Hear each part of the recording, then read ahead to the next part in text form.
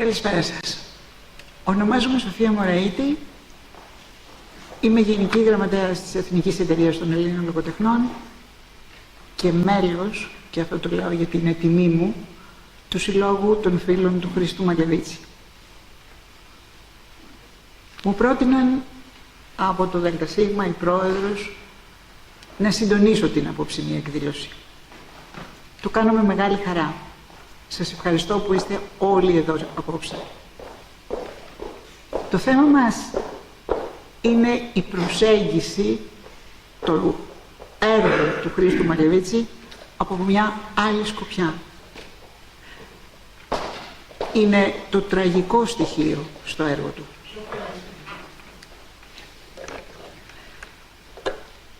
Σκέφτομαι ότι πολλές φορές είναι μεγάλη τύχη να έχεις γνωρίσει ανθρώπους του πνεύματος. Ανθρώπους που έχουν αφήσει εποχή στη σκέψη. Ένας από αυτούς ήταν ο Χρήστος Μαλεβίτσης. Είχα την τύχη να τον γνωρίσω. Και αυτόν και τη γυναίκα του την Κική, στο μικρό αλλά φιλόξενο στέκι της Ευθύνης, όσοι από εσάς θυμάστε, κάθε Σάββατο πρωί με επικεφαλής τον Τζιρόπουλο και τον Τζακίρη και όλους τους άλλους, εκεί που όλοι συζητούσαμε για τα πάντα, χωρίς να διαφωνούμε, αλλά καταλήγοντας σε συμπεράσματα που ήταν για το καλό, τόσο το ατομικό όσο και το κοινωνικό. Γι' αυτό λοιπόν με μεγάλη χαρά σε κάθε εκδήλωση του Συλλόγου είμαι παρούσα. Και αυτή τη χαρά θα τη μοιραστούμε απόψε όλοι μας με τους διακεκριμένους ομιλητές που θα παρουσιάσουν το έργο του Χρήστου Μαλεβίτση. Θα ξεκινήσουμε με ένα χαιρετισμό της Πρόεδρου του Συλλόγου, κυρίας Δέσποινας Βαγιουρή, και μετά θα περάσουμε στους ομιλητές. Κυρία Βαγιουρή, έχετε το λόγο. Καλησπέρα σας. Σας καλωσορίζουμε στο σημερινό κύκλο ομιλιών προς τιμήν του συγγραφέα Χρήστου Μαλεβίτση, που γίνεται αυτή τη χρονιά στη Φιλοθέη, τον τόπο όπου ο συγγραφέας έζησε τα πιο δημιουργικά χρόνια της ζωής του, αφήνοντας στις νέες γενιές μια μοναδική πνευματική κληρονομιά. Εκφράζω θερμές ευχαριστίες στο Δήμο Φιλοθέης, που επί πολλά χρόνια στηρίζει το έργο μας. Έχουμε την τιμή να έχουμε την κυρία Λάγδα κοντά μας και σας ευχαριστούμε. Στο Λύκειο Φιλοθέης, που φέρει το όνομά του, στους εκλεκτούς μας ομιλητές και συνδιοργανωτές και σε όλους τους παρισταμένους που μας τιμούν σήμερα με την παρουσία τους. Ο στοχασμός του Χρήστου Μαλεβίτση είναι διαχρονικός, επίκαιρος και θα μπορούσε να λειτουργήσει ως πυξίδα για τον 21ο αιώνα, εποχή της τεχνητής νοημοσύνης, μια εποχή που κυνηγά αιμονικά την ευμάρεια, τον καταναλωτισμό, την ταχύτητα και την ψηφιακή αθανασία. Ο άνθρωπος, παγιδευμένος στα τεχνικά του επιτεύγματα, καλείται από τον Χρήστο Μαλεβίτση να αποδεχθεί τα όρια του, με πνευματική εγρήγορση και κοινωνική ευθύνη. Εις πείσμα των καιρών, ο σύνδεσμός μας συνεχίζει την προσπάθεια να καταστήσει γνωστό το έργο ενός στοχαστή που δεν έχει εγκλωβιστεί σε ακαδημαϊκά συστήματα, αλλά έχει δημιουργήσει μια φιλοσοφία που δεν είναι παρά μια οδυνόμενη πορεία στην οριακότητα του πνεύματος. Το δοκιμιακό φιλοσοφικό έργο του Χρήστου Μαλεβίτση διαπνέεται από την τραγική διάσταση της ύπαρξης που ζει την κάθε στιγμή υπό την απειλή του αφανισμού της και τη συντριβή στα ωριά της. Η ανθρώπινη ύπαρξη είναι ρηγμένη σε ένα κόσμο που δεν επέλεξε, παγιδευμένη σε ένα χρόνο που τον οδηγεί στη φθορά. Πρόκειται για τον τρόμο της τυχαιότητας και το δέος μπροστά στο επέκεινα. Για τον Χρήστο Μαλεβίτσι, ο τραγικός ήρωας είναι το πρότυπο του ανθρώπου που εγείρεται, που κοιτάζει κατάματα το κενό και που ζει με πλήρη συνείδηση της θνητότητας. Με την ηρωική του στάση μπορεί να μετατρέψει την ήττα σε πνευματική νίκη, διότι ο άνθρωπος είναι το μόνο όν που μπορεί να παραμείνει ελεύθερο, ακόμη και όταν πολιορκείται από τη φθορά και το τέλος. Με τη δημιουργία της τραγωδίας στην τέχνη, ο άνθρωπος θέλησε να μην είναι παθητικό θύμα της μοίρας. Οι τραγικοί ποιητές παρουσίασαν το δράμα του κόσμου ως ένα δράμα επί σκηνής, με στόχο να προβληματίσουν τον θεατή.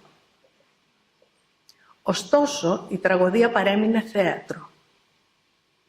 Με τη φιλοσοφία γίνεται το επόμενο βήμα. Είναι η αναζήτηση του εσχάτου, με πνευματικό αγώνα. Εκεί έγκυται το μεγαλείο και η καταξίωση του ανθρώπου. Η μέριμνα του εσχάτου είναι η σιωπηλή προετοιμασία της υπάρξεως για να αντέξει το θάνατο. Πρόκειται για την έσχατη σωτηρία, δηλαδή την πνευματική υπέρβαση του θανάτου με τη μεταβολή του προσώπου, ώστε να υπερβεί τον δρόμο της τυχαιότητας, να μετατρέψει την υπαρξιακή αγωνία σε φως, να δώσει στη ζωή του νόημα και ελπίδα. Σας ευχαριστώ. Ξεκινάμε. Η πρώτη ομιλήτρια είναι η κυρία Άννα Μαρκοπούλου. Σπούδασε στο τμήμα Φιλοσοφίας, Παιδαγωγικής και Ψυχολογίας του Πανεπιστημίου Ιωνίνων και στο τμήμα Επιστημών της Αγωγής του Πανεπιστημίου Paris 5 Σορβόνης, όπου το 1994 ανακηρύχθηκε διδάκτορ. Κατά τη διάρκεια της εκπώνησης της διδακτορικής της διατριβής, εργάστηκε στον τομέα της κοινωνιολογίας της εκπαίδευσης ως μέλος της ερευνητικής ομάδας στο εργαστήριο του Γαλλικού Εθνικού Ιδρύματος Επιστημονικών Ερευνών. Δίδαξε φιλοσοφία της παιδείας και παιδαγωγική θεωρία στο Πανεπιστήμιο Αθηνών και στην Ανώτατη Παιδαγωγική Σχολή Τεχνολογικής Εκπαίδευσης, ΑΣΠΕΤΕ, στην Αθήνα. Από το 2008, η έρευνά της επικεντρώθηκε στην αρχαία ελληνική φιλοσοφία με έμφαση στην πλατωνική και νεοπλατωνική φιλοσοφία. Από το 2015 είναι τακτικό μέλος της Ελληνικής Φιλοσοφικής Εταιρείας, ενώ από το 2021 τακτικό μέλος της International Plato Society. Από τον Απρίλιο του 2023 είναι μεταδιδακτορική ερευνήτρια φιλοσοφίας στο Πανεπιστήμιο Αιγαίου, τμήμα πολιτισμικής τεχνολογίας και επικοινωνίας. Σας ακούμε, κυρία Μαρκοπούλου. Καλησπέρα σας. Καταρχάς, θα ήθελα να ευχαριστήσω τους εκλεκτούς διοργανωτές αυτής της φιλοσοφικής ημερίδας και ιδιαιτέρως την κυρία Δέσποινα Παπαγγελή-Βουλιουδή για την τιμή που μου έκανε να με προσκαλέσει να μιλήσω σήμερα για έναν από τους πλέον αγαπημένους μου φιλοσόφους, τον Χρήστο Μαλεβίτσι. Θα επαναλάβω κάτι που έχω πει σε άλλη στιγμή για τον Χρήστο Μαλεβίτσι. Η επαφή μου με το πνεύμα του έγινε στην εφηβική μου ηλικία, μέσα από τις εξωσχολικές αναγνώσεις μου, χάρη σε έναν φιλόλογο που μου χάρισε ένα από τα γνωστότερα βιβλία του με τίτλο «Η τραγωδία της ιστορίας». Εξ αρχής εθαύμασα το στοχασμό του Μαλεβίτσι και τη φιλοσοφική του εμβρήθεια και έκτοτε η μελέτη του έργου του μου προσέφερε εκείνες τις φιλοσοφικές απαντήσεις που γέμιζαν τις εφηβικές μου αμφιβολίες και ανησυχίες. Ο φιλόσοφος Χρήστος Μαλεβίτσης αναδεικνύεται ως ένας κατεξοχήν τραγικός άνθρωπος, εφόσον επαναφέρει στο προσκήνιο την τραγωδία της ελληνικής συνειδήσεως, έτσι όπως αυτή εκφράστηκε σε δύο ασύμβατους μεταξύ τους τύπους λόγου. Τον τραγικό λόγο που έθεσε το αντικείμενό του τον άνθρωπο υπό υπαρξιακές κατηγορίες και τον φιλοσοφικό λόγο που έθεσε το αντικείμενό του τον κόσμο υπό αντικειμενικές κατηγορίες. Πρόκειται για δύο τύπους συνειδήσεως που ενώ είναι ασύμβατοι μεταξύ τους, εφόσον ο καθένας διαθέτει το δικό του τρόπο κατανόησης, πρόσληψης και αφομοίωσης του υπάρχοντος, ωστόσο συνυπάρχουν, γιατί ακριβώς προέρχονται και οι δυο τους από την ίδια ρίζα, από την ζωγόνο πηγή του μύθου, γέννημα του οποίου υπήρξε ο λόγος, είτε αυτός συγκροτήθηκε ως τραγικός λόγος, είτε ως φιλοσοφικός λόγος. Γι' αυτόν ακριβώς το λόγο, τόσο στην τραγωδία όσο και στην φιλοσοφία, ο μύθος εξακολουθεί να παραμένει ως κοινή αφετηρία και των δύο, με τη μορφή του κοσμικού μύθου. Όμως αυτός ο κοσμικός κοινός κοσμικός μύθος εκφράστηκε σε δύο αντίθετες μεταξύ τους εκδοχές του κόσμου. Στον έλογο κόσμο της φιλοσοφίας και στον τραγικό κόσμο της τραγωδίας. Πρόκειται, σύμφωνα με τον Μαλεβίτσι, για δύο διαφορετικές συλλήψεις και εμβιώσεις, βιώματα του υπάρχει μέσα στον κόσμο, οι οποίες με τη σειρά τους φανερώθηκαν σε δύο διαφορετικούς τρόπους ζωής και περαιτέρω συνειδήσεως. Το ελόγο ζήν που εκφράζεται μέσα στον έλογο κόσμο της φιλοσοφίας και το τραγικό ζήν που εκφράζεται μέσα στον τραγικό κόσμο της τραγωδίας.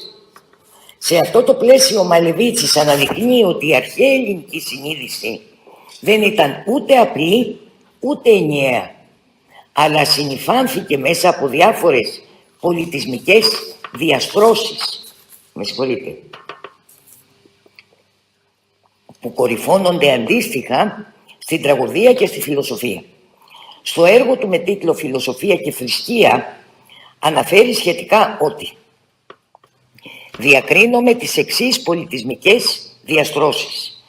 Είναι το Ελευσίνιο στρώμα, είναι το Διονυσιακό στρώμα, είναι το Ορφικό στρώμα και είναι το Ολυμπιακό στρώμα. Το Ελευσίνιο και Διονυσιακό στρώμα, με εξάρχον το Διονυσιακό, κορυφώθηκε στην τραγωδία. Το Ολυμπιακό και Ορφικό στρώμα, με προεξάρχον το Ορφικό, κορυφώθηκε στη φιλοσοφία. Οι δύο κορυφώσεις της ελληνικής συνειδήσεως είναι η τραγωδία και η φιλοσοφία, η μία χωριστή από την άλλη και ανεπικοινώνητες μεταξύ τους. Από πού όμως προέρχεται αυτός ο διχασμός μεταξύ του τραγικού και του φιλοσοφικού λόγου στην αρχαία ελληνική συνείδηση? Ο διχασμός αυτός είναι, σύμφωνα με το Μαλεβίτσι, προϊόν της επιβιώσεως δύο τύπων συνειδήσεως. Ο καθένας τους διαθέτει τον δικό του τρόπο εννόησης, πρόσληψης και αφομοίωσης του υπάρχοντος. Και γι' αυτό το λόγο είναι ασυμβίβαστη στην ουσία τους. Ο ένας τύπος συνειδήσεως προκύπτει από τους ποιμένες κατακτητές και ο άλλος από τους αγρότες κατακτημένους. Με αυτόν τον τρόπο διαμορφώνεται από τη μία πλευρά η ποιμενική συνείδηση, που είναι εξωστρεφής και κατακτητική, ενώ από την άλλη διαμορφώνεται η λεγόμενη αγροτική συνείδηση, που είναι εσωστρεφής και υποτακτική, στην οποία υπάγεται η τραγωδία. Σε αυτό το πλαίσιο η ποιμενική και η αγροτική συνείδηση συγκροτούνται, σύμφωνα με το Μαλεβίτσι, μεταξύ δύο ανάλογων ψυχικών αρχετύπων, που αποτελούν το υπόβαθρο του σύγχρονου δυτικού πολιτισμού. Το αρχέτυπο του γεωργού και το αρχέτυπο του ποιμένους. Πρόκειται για δύο διακριτά και αλληλοσυγκρόμενα μεταξύ τους αρχέτυπα, η σύγκρουση των οποίων συνεχίζεται έως και σήμερα, σύμφωνα με τον Μαλεβίτσι, και απεικονίζεται στη σύγκρουση μεταξύ του Κάιν, που ήταν αγρότης, και του Άβελ, που ήταν ποιμένας. Υπό αυτό το πρίσμα θα λέγαμε ότι ο Μαλεβίτσης αναδεικνύει εδώ δύο διαφορετικούς τρόπους ζωής που απεικονίζουν δύο διαφορετικές εμβιώσεις που υπάρχουν μέσα στον κόσμο. Όπως ο Γεωργός ζει τον κόσμο ως κοιλάδα οδύνης, έτσι και η τραγωδία, που όπως προαναφέραμε υπάγεται στην αγροτική συνείδηση, έλκει την καταγωγή της από την ίδια την ύπαρξη, που βιώνεται ως τραγική συντριβή που προκύπτει από τη συνειδητοποίηση της ασυμμετρίας μεταξύ ανθρώπου και κόσμου. Στον αντίθετο πόλο του τρόπου ζωής του Γεωργού, ο Μαλεβίτσης τοποθετεί τον τρόπο ζωής του ποιμένα. Όπως λοιπόν για τον ποιμένα ο κόσμος είναι πρόκληση για την κατάκτησή του, έτσι και για τη φιλοσοφία, που όπως το αναφέραμε υπάγεται σύμφωνα με τον Μαλεβίτσι στην ποιμενική συνείδηση, ο κόσμος είναι έλογος και γι' αυτό τον λόγο βιώνεται ως πρόκληση για την αναζήτηση και τη συνακόλουθη κατάκτηση της κρυμμένης σε αυτόν αλήθειας. Υπό αυτό το πρίσμα, αυτή η αέναη επαναλαμβάνω αναζήτηση της αλήθειας δεν θα μπορούσε, σύμφωνα με τον Μαλεβίτσι, να καταστεί εμβίωση που υπάρχει μέσα στον κόσμο, παρά μόνο στην αρχαία Ελλάδα, όπως αναφέρει χαρακτηριστικά στο έργο του με τίτλο «Δυτικά της Εδέμ, δοκίμια του 20ου αιώνα».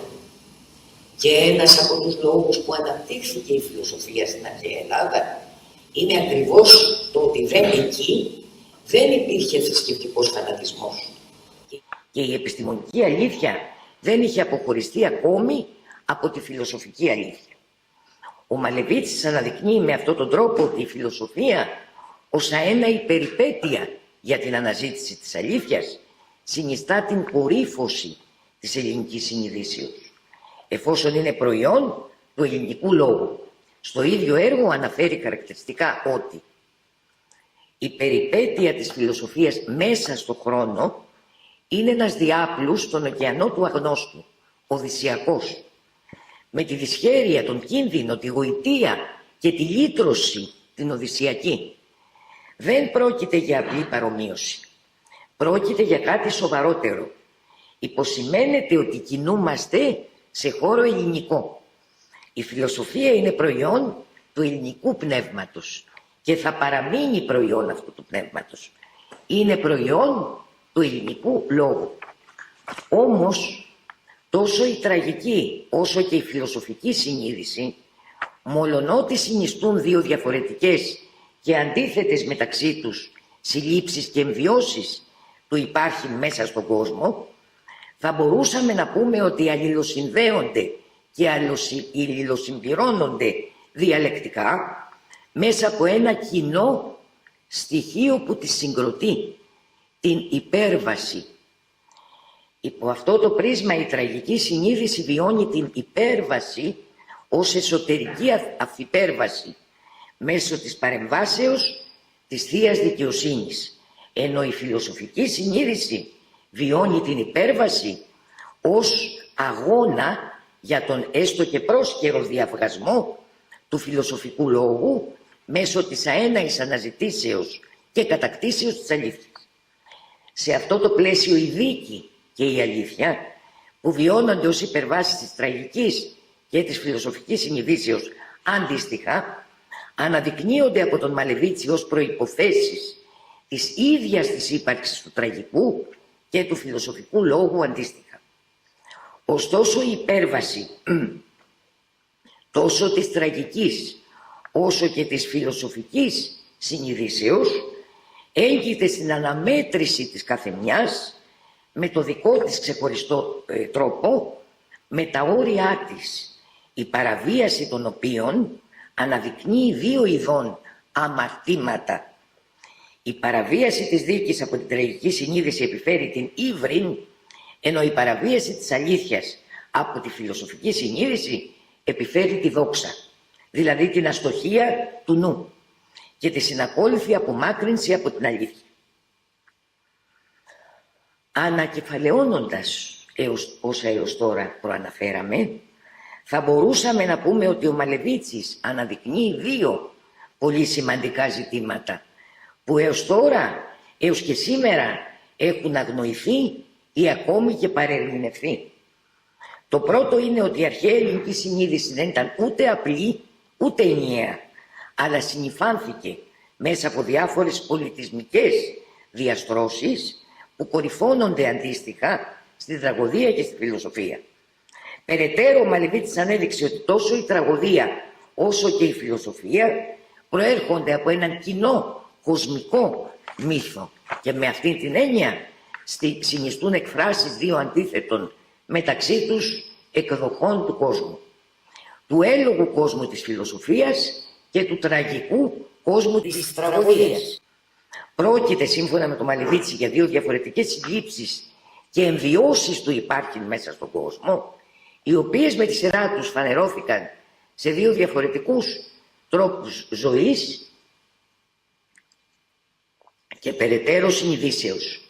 Το ελόγος ζήν που εκφράζεται μέσα στον έλογο κόσμο της φιλοσοφίας και συμβολίζεται, όπως προανέφερα, από το αρχέτυπο του ποιμένα, ποιμενική συνείδηση, και το τραγικό ζήν που εκφράζεται μέσα στον τραγικό κόσμο της τραγωδίας και συμβολίζεται από το αρχέτυπο του γεωργού, αγροτική συνείδηση. Αυτά τα δύο ψυχικά αρχέτυπα αποτελούν, σύμφωνα με το φιλόσοφό μας, το υπόβαθρο του σύγχρονου δυτικού πολιτισμού. Το δεύτερο τώρα ζήτημα που ανέδειξε ο Μαλεβίτσης και που έως και σήμερα έχει και αυτό αγνοηθεί ή και ακόμη παρερμηνευθεί, είναι ότι οι αποκαλύψεις της τραγωδίας είναι από άποψη υπαρξιακή και εσχατολογική ισότιμες με τις αποκαλύψεις της φιλοσοφίας. Αυτό φανερώνεται στο γεγονός ότι τόσο η τραγική όσο και η φιλοσοφική συνείδηση, μολονότι συνιστούν δύο διαφορετικές και αντίθετες μεταξύ τους συλλήψεις του υπάρχουν μέσα στον κόσμο, όπως προανέφερα, αλληλοσυμπληρώνονται και συνδέονται διαλεκτικά μέσα από το κοινό του στοιχείο που είναι η υπέρβαση. Με αυτή την έννοια οι αποκαλύψεις της τραγωδίας είναι από άποψη υπαρξιακή και εσχατολογική ισότιμες με τις αποκαλύψεις της φιλοσοφίας. Με άλλα λόγια, τόσο η τραγωδία όσο και η φιλοσοφία συνιστούν ισότιμες κορυφώσεις της ελληνικής συνειδήσεως, κορυφώσεις που εκφράστηκαν τόσο μέσα από το λόγο της τραγωδίας όσο και μέσα από τον λόγο της φιλοσοφίας. Όπως αναφέρει ο ίδιος στο έργο του περί του τραγικού, ο αιώνας της τραγωδίας είναι και αιώνας της φιλοσοφίας. Δεν επηρέασε η φιλοσοφία την τραγωδία, ούτε η τραγωδία τη φιλοσοφία. Και οι δύο αυτές εκδηλώσεις του πνεύματος οντολογικώς ισόκυρες μεταξύ τους κινήθηκαν στο αυτό πεδίο που είναι η αποσαφήνιση της συνειδήσεως και η απελευθέρωσή της από τα φρικτά κατάλοιπα των δυνάμεων του ομαδικού ασυνειδήτου. Ευχαριστώ για την προσοχή σας.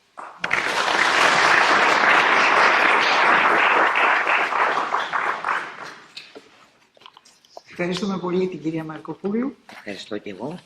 Ο δεύτερος ομιλητής μας είναι ο κύριος Μιχάλης Μελετίου.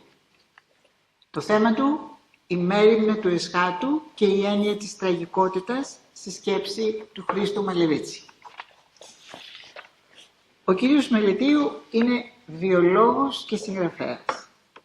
Γεννήθηκε στη Λεμεσό της Κύπρου, έχει πτυχίο βιολογίας από το Εθνικό και Καβολιστιακό Πανεπιστήμιο Αθηνών και μεταπτυχιακό δίπλωμα μοριακής ιατρικής από την Ιατρική Σχολή του Πανεπιστημίου Αθηνών. Ζει και εργάζεται στην Αθήνα από το 2003. Είναι νηφευμένος με την Ανδριανή Παράσχη και έχει δύο κόρες, τη Λιδία και την Αλεξία. Εργάζεται ως εκπαιδευτικός στην ιδιωτική μέση εκπαίδευση και ως συγγραφέας ασχολείται κυρίως με το δοκίμιο και κινείται μάλλον στους χώρους της πρακτικής φιλοσοφίας. Επομένως, τον ενδιαφέρει η ηθική φιλοσοφία. Η σκέψη του έχει επηρεαστεί από την αρχαία ελληνική σκέψη, από τη σύγχρονη ιστορία του ελληνισμού, αλλά και από τους δυτικούς φιλοσόφους του πρώτου μισού του 20ου αιώνα. Θεωρεί ότι ο κόσμος έχει εισέλθει σε μια νέα πνευματική φάση, της οποίας τα βασικά της χαρακτηριστικά είναι η εγκαθίδρυση μιας θρησκευτικού τύπου επιστημονικότητας, θεμελιώνοντας ταυτόχρονα τον εσωτερικό άνθρωπο. Με το έργο του Μαλεβίτσι ασχολείται από τα φοιτητικά του χρόνια. Κύριε Μελετή, έχετε το... Αν για κάποιο λόγο μου έλεγαν σήμερα ότι έπρεπε να συνοψίσω όλο αυτό το κείμενο... Ακούγομαι τώρα? Ναι. Αν για κάποιο λόγο μου έλεγαν σήμερα ότι πρέπει να συνοψίσω όλο αυτό το κείμενο των 11 σελίδων Α4 σε 2 λέξεις, θα έλεγα Χριστός Ανέστη. Νομίζω και ο ίδιος ο Μαλεβίτσης το ίδιο θα έλεγε, διότι ακριβώς είναι το μέγα χαρμόσυνο γεγονός, η μέγα χαρμόσυνη αναγγελία που μπορεί ο κάθε άνθρωπος να αισθανθεί αλλά και να ακούσει και πραγματικά συνοψίζει όλα όσα μπορούμε να πούμε από καταβολής κόσμου. Αλλά επειδή πρέπει να αναφερθούμε και πιο συγκεκριμένα στο θέμα μας, για τη μέριμνα του Εσχάτου και την τραγικότητα, θα ήθελα να σας πω πολύ βασικά πράγματα στην σκέψη του Μαλεβίτση που τον απασχολεί από το πρώτο ίσως κείμενο που εξέδωσε μέχρι και το τελευταίο. Δηλαδή, το θέμα της τραγικότητας και η μέριμνα του Εσχάτου είναι ένα από τα βασικά σημεία της σκέψης του Χρήστου Μαλεβίτση.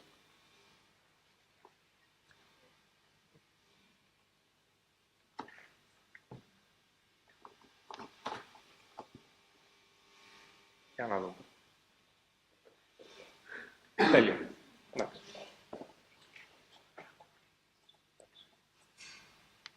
Λοιπόν, το πρώτο βασικό που πρέπει να πούμε είναι ότι ο άνθρωπος, από τότε που άρχισε να αντιλαμβάνεται ότι ο ίδιος κατανοεί τον εαυτό του και τοποθέτησε την ύπαρξή του μέσα στο χρόνο και στο χώρο, είναι το μεγάλο ερώτημα. Το αιώνιο, το ανεπίλητο, το δυσεπίλητο, όπου η κάθε γενιά πρέπει με τις δικές της δυνάμεις να προσπαθήσει να το απαντήσει και να του δώσει νόημα. Ποιο είναι το νόημα όμως, αφού στο τέλος ο άνθρωπος ξέρει ότι θα χαθεί? Τι νόημα έχουν όλα όσα πούμε ή όλα όσα κάνουμε ή δεν κάνουμε? Ο άνθρωπος λοιπόν άρχισε να κατανοεί ότι η ύπαρξή του βρίσκεται μονίμως κάτω από το σκοτεινό φως του θανάτου. Και ακριβώς επειδή γνωρίζει ότι θα χαθεί, δεν μπορεί να συμφιλιωθεί με αυτή την ιδέα. Και έτσι προσπαθεί μονίμως να βρει ένα μεγάλο νόημα, να ολοκληρωθεί. Η ανάγκη λοιπόν για να ολοκληρωθεί ο άνθρωπος γεννάει μέσα του την μέριμνα. Μια διαρκή μέριμνα για κάτι. Η αυθεντική μέριμνα όμως, σύμφωνα πάντα και με τον Μαλεβίτσι, είναι όταν ο άνθρωπος αποβλέπει στα έσχατα, δηλαδή έξω από την ιστορία, που λογικά αυτή η μέριμνα κάπου θα οδηγήσει. Και λέω λογικά, επειδή, όπως είπε και ο Καντ σε ένα δοκίμιό του, αν δεν υπήρχε η μέριμνα της Θείας Δίκης κάποια στιγμή, σε κάποιον χρόνο έξω από την ιστορία, όλο αυτό που ζούμε θα ήταν ένα κακόγουστο αστείο, μια ζωή χωρίς κανένα απολύτως νόημα. Άρα λοιπόν, σύμφωνα και με τους φιλοσόφους, λογικά όλο αυτό κάπου οδηγεί. Για τους χριστιανούς αυτό οδηγεί στη Δευτέρα Παρουσία και στην τελική κρίση από τον Χριστό. Ο άνθρωπος όμως, από τότε που άρχισε να κατανοεί τον εαυτό του, επειδή όλα αυτά δεν μπορούσε να τα αποκρισταλλώσει σε σκέψεις, ενώ λογικές σκέψεις, άρχισε να δημιουργεί τους μύθους και αργότερα τις θρησκείες και τα θρησκευτικά συστήματα. Και μου φαίνεται ότι όπου και αν κοιτάξουμε, σε οποιονδήποτε λαό, δεν νομίζω να υπάρχει κάποιος λαός που να μην έχει έστω ένα υποτυπώδες θρησκευτικό σύστημα στο οποίο έχει αναφορά. Αυτό που συνέβη όμως στην λεκάνη της Ανατολικής Μεσογείου ήταν κάτι το πρωτοφανές για την ιστορία της ανθρωπότητας. Από τη μία είχαμε τους Έλληνες με τη φιλοσοφία και εν τέλει και την τραγωδία, όπου άρχισαν να ξεκαθαρίζουν τη σχέση του ανθρώπου πρώτα με τη φύση, αλλά αργότερα και με τον εαυτό του. Και από την άλλη είχαμε τους Ιουδαίους, όπου άρχισαν με τους προφήτες και με τη δική τους παρουσία στον κόσμο να ξεκαθαρίζουν τη σχέση του ανθρώπου με το Θεό. Άρα λοιπόν και η τραγωδία και η βίβλος, αυτά τα μεγάλα επιτεύγματα της ανθρώπινης σκέψης, έχουν για κοινή ρίζα την οδύνη του ανθρώπου όταν αυτός τελικά συνειδητοποιεί ότι κάποια στιγμή επέρχεται ο θάνατος. Και έτσι γεννήθηκαν οι πρώτες μεγάλες πνευματικές μορφές. Εμείς είχαμε ένα ακόμα πρόβλημα να αντιμετωπίσουμε, το οποίο μας ταλανίζει, πιστεύω, από πάντα και σήμερα. Θεωρώ ότι το κεντρικό μας πρόβλημα είναι η απονομή της δικαιοσύνης. Πιστεύω ότι ο Έλληνας άνθρωπος είναι ένας άδικος άνθρωπος, ο οποίος αδυνατεί να συμφιλιωθεί μέσα στην ιστορία και για αυτό το λόγο η ελληνική συνείδηση μοιάζει να είναι μονίμως διχασμένη ανάμεσα στη λογική και στο συναίσθημα της και μεταφέρει πάντα αυτή την απονομή της δικαιοσύνης εκτός ιστορίας. Στη μεν αρχαία Ελλάδα, δηλαδή πριν την έλευση του χριστιανισμού και των Ευαγγελίων, είχαμε την Θεία Δίκη και τον απομηχανής Θεό, ενώ ο μετά Χριστόν ελληνισμός έχει τοποθετήσει την τελική κρίση κατά τη Δευτέρα Παρουσία. Ψυχολογικά όμως είναι ακριβώς το ίδιο πράγμα. Θέλει με κάποιο τρόπο να δείξει ότι υπάρχει κάπου μια ανώτερη δικαιοσύνη και ότι τελικά ο αληθινά δίκαιος άνθρωπος κάπου δικαιώνεται. Είναι αυτή η λογική που σας είπα και μερικές διαφάνειες πιο πριν. Η τραγωδία λειτουργήσε ως ένα πολύ μεγάλο σχολείο, ειδικά για τις μάζες. Υπενθυμίζω ότι γίνονταν μεγάλες γιορτές σε όλες τις πόλεις, φυσικά και στη δική μας πόλη εδώ στην Αθήνα, όπου ο κόσμος διδασκόταν τις αρχαίες τραγωδίες, άσχετα αν ο πολύς κόσμος πάντα μένει στο σκοτάδι. Ήθελε όμως η τραγωδία να αναδείξει την σύγκρουση των αξιών, αξίες οι οποίες είναι ισόκυρες. Υπενθυμίζω την Αντιγόνη του Σοφοκλή, όπου η Αντιγόνη ήθελε να θάψει τον νεκρό αδερφό, άρα είχε κύρος η άποψή της λόγω της παράδοσης. Από την άλλη, ο Κρέοντας ως η εξουσία της πόλης ήθελε να μείνει άταχος και ήθελε να πατήσει στο κύρος του νόμου. Επομένως, και οι δύο είχαν δίκιο. Εκεί γεννιέται η τραγωδία. Από την άλλη, η εσχατολογική προοπτική υποχρεωτικά αποβλέπει σε μια τελική κρίση και μια υπέρβαση της ιστορίας που τελικά θα φέρει τη Θεία Δικαιοσύνη. Εδώ είναι το πρώτο σημαντικό για την εσχατολογική προοπτική, ακριβώς επειδή βρίσκεται έξω από την ιστορία, μπορεί να γίνεται και τώρα ή μπορεί να γίνει και αύριο. Επομένως, ο πιστός πρέπει να είναι μονίμως υποψιασμένος, διότι δεν γνωρίζει πότε αυτή θα έρθει. Και θεωρώ ότι αυτή ήταν η μεγάλη καινοτομία της ελληνικής σκέψης όσον αφορά την εσχατολογική προοπτική. Διότι, υπενθυμίζω, και τραγωδία και εσχατολογία, αλλά τελικά και χριστιανισμός, έτσι όπως ήρθε σε εμάς με τα Ευαγγέλια, αλλά και τα υπόλοιπα βιβλία και με τους πατέρες της Εκκλησίας, είναι μια αμιγώς ελληνική υπόθεση.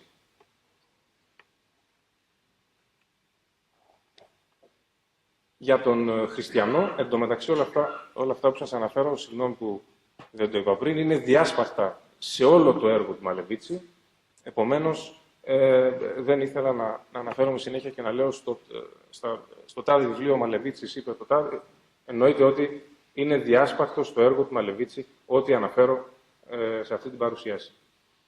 Όταν λοιπόν ο κόσμος καταραίει, όπου δυστυχώς αυτό συμβαίνει πάρα πολλές φορές, ενδεχομένως και σε κάθε γενιά θεωρεί ότι ο κόσμος καταραίει, κάπου εκεί δημιουργείται η ανάγκη για την σωτηρία του ανθρώπου και τελικά μέσω της αγάπης προκύπτει ο νέος άνθρωπος. Αυτός που γνωρίζει ότι έρχεται το τελικό τέλος, αν μπορώ να το πω έτσι. Από τη στιγμή όμως που γνωρίζει ότι υπάρχει ένα τελικό τέλος, γίνεται ακόμα πιο τραγικός. Διότι γνωρίζει ότι είναι στο χέρι του να προετοιμάσει τον εαυτό του όταν έρθει τελικά εκείνο το τέλος. Έτσι λοιπόν, οι δύο έννοιες, τραγικότητα και μέριμνα του εσχάτου, περιπλέκονται ως εξής. Ο ήρωας συχνά αγνοεί το έσχατο στην τραγωδία, εγκλωβίζεται στην ύβρη μέσω των πράξεών του. Και μόνο όταν ισοπεδωθεί πλήρως, μόνο όταν ταπεινωθεί, μπορεί αυτός να εξηλαιωθεί. Ενώ στη μέριμνα του εσχάτου, ο πιστός καλείται να μην ξεχνάει ότι υπάρχει κάπου ένα τέλος, το οποίο είναι πλέον γνωστό μέσω της χριστιανικής διδασκαλίας, αλλά πρέπει να το καταστήσει κριτήριο της ζωής του. Γνωρίζει δε από την αρχή ότι ο δρόμος της σωτηρίας απαιτεί ταπείνωση. Ο Μαλεβίτσης συνοψίζει όλες αυτές τις σκέψεις και ακόμα περισσότερες σε 3 άξονες, κατά τη γνώμη μου. Προϋποθέτει ότι ο σημερινός άνθρωπος πρέπει να είναι ανοιχτός στη καρδία, δηλαδή να είναι συναισθηματικά έτοιμος να δεχθεί όλα αυτά τα οποία αναφέρουμε. Πρέπει φιλοσοφικά να είναι όπως η περιγραφή της πορείας προς Εμαούς, όταν δηλαδή οι δύο Απόστολοι, όντας χαμένοι, επειδή αναρωτιόνταν πού είναι ο Χριστός, συζητούσαν μεταξύ τους και δεν ήξεραν τι ακριβώς να πιστέψουν και ήρθε ο ίδιος ο Χριστός και τους φανερώθηκε και έχοντας πάντα υπόψη τον επικείμενο αφανισμό, ο οποίος είναι πανταχού παρόν. Έτσι το πεπερασμένο μπορεί να γίνει άπειρο, έτσι τα ανθρώπινα όρια μπορούν να γίνουν καλύτερα κατανοητά μέσα από την οδύνη και τη σύγκρουση που επιφέρει ο κόσμος των αντιθετικών ζευγών. Πραγματικά η τραγωδία και η εσχατολογία είναι η αποκορύφωση των ηθικών συγκρούσεων. Από τη μία, στην τραγωδία έχουμε σύγκρουση δικαίων, ενώ στην εσχατολογία έχουμε την σύγκρουση του καλού με το κακό. Υπάρχουν συνέπειες βέβαια.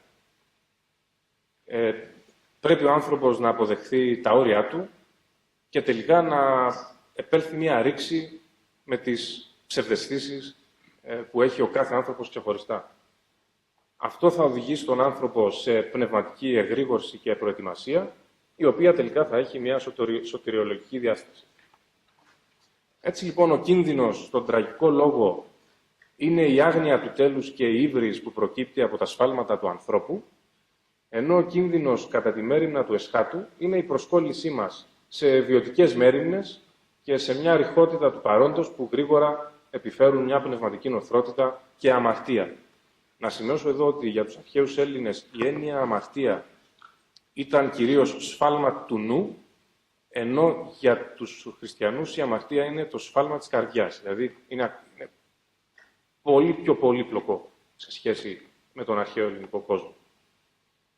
Λυτρωτικά τώρα, στην τραγωδία και στον τραγικό λόγο η κάθαρση έρχεται μέσω του παθήματος, που αυτή διοδεύεται σχεδόν μόνιμα μέσω του θανάτου, ενώ στην μέριμνα του εσχάτου η ταπείνωση και η μετάνοια, αφού ο άνθρωπος κατανοεί πια το πόσο εύκολα μπορεί να υποπέσει σε ύβρι και σε αμάρτημα, ένεκα αυτών ακριβώς των παραπτωμάτων, των ηθικών παραπτωμάτων, τελικά είναι ανέτοιμος την ώρα ακριβώς του θανάτου, ενώ γνωρίζει ότι το τέλος έρχεται.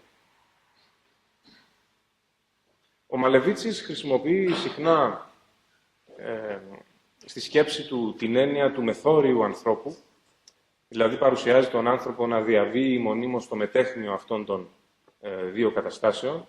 Από τη μία έχει το ένα πόδι στην ιστορία, όπου εδώ βασιλεύει η τραγικότητα, και η ιστορία είναι άμεσα συνυφασμένη με την έννοια της ειδονής, όπου η ειδονή προσφέρει ένα βάλσαμο στην ύλη, διότι ο άνθρωπος είναι και σώμα, ενώ από την άλλη το άλλο πόδι του ανθρώπου προσπαθεί να ισορροπήσει στην μεταιστορία, δηλαδή σε έναν τόπο που βρίσκεται στα έσχατα και πέρα από αυτά, και διοδεύεται μέσω της οδύνης, η οποία οδύνη και έχει ένα σημαντικό φραγμό έναντι της ειδονής, αποτελεί δε και αγερτήριο της ψυχής. Παραδέχεται όμως ο Μαλεβίτσης ότι, συγκρίνοντας τα δύο, τον έσχατο λόγο τον παρέχει μόνο η θρησκευτική εξαγγελία. Άρα λοιπόν, η ημέριμνα του εσχάτου ως υπέρβαση, μπορούμε να πούμε ότι ο τραγικός λόγος σταματά στην διαπίστωση της συντριβής, ενώ η ημέριμνα του εσχάτου είναι η κίνηση προς τη σωτηρία. Έτσι λοιπόν, στο τραγικό, ο άνθρωπος πιστεύει ότι ο κόσμος είναι ένας τάφος, από τον οποίο δεν μπορεί να γλιτώσει, ενώ ο ίδιος άνθρωπος, στα έσχατα, γνωρίζει ότι η πίστη του μπορεί να μετατρέψει αυτό τον τάφο κενό. Διότι το μέγα και χαρμόσυνο μήνυμα της χριστιανικής φανέρωσης, κατά το Μαλεβίτσι, είναι η ζωή η αιώνιος. Επιτρέψτε μου εδώ να διαβάσω δύο πολύ σημαντικά αποσπάσματα για εμένα, με τα λόγια του ίδιου του Μαλεβίτσι. Τραγικός άνθρωπος είναι αυτός που οθεί τη βεβαίωση της ύπαρξεώς του ως τα όρια του και εκεί αποτυγχάνει. Αυτά είναι και τα όρια της τραγωδίας. Μέσω όμως αυτής της συντριβής, ο άνθρωπος οδηγείται στην αυτογνωσία, γεγονός που συμβάλλει στην αύξηση της οντολογικής σημαντικότητας του ανθρώπου που τον πλησιάζει προς τη θέωση. Το θαύμα του υπάρχει στον κόσμο και της ύπαρξης του κόσμου είναι τόσο παράλογο που μόνο με κάτι τόσο παράλογο μπορεί να αντιζυγιστεί, με την Ανάσταση. Συμπερασματικά λοιπόν, η έννοια της τραγικότητας και το τραγικό λειτουργεί ως προθάλαμος για την προετοιμασία του ανθρώπου περί της μέριμνας του εσχάτου, η οποία είναι η υπέρβαση, με απότερο στόχο την αιώνια ζωή, έτσι ώστε να νοηματοδοτηθεί η ύπαρξη του ανθρώπου. Ευχαριστώ πολύ. Ευχαριστούμε πολύ, κύριε Μελετίου. Εγώ ευχαριστώ.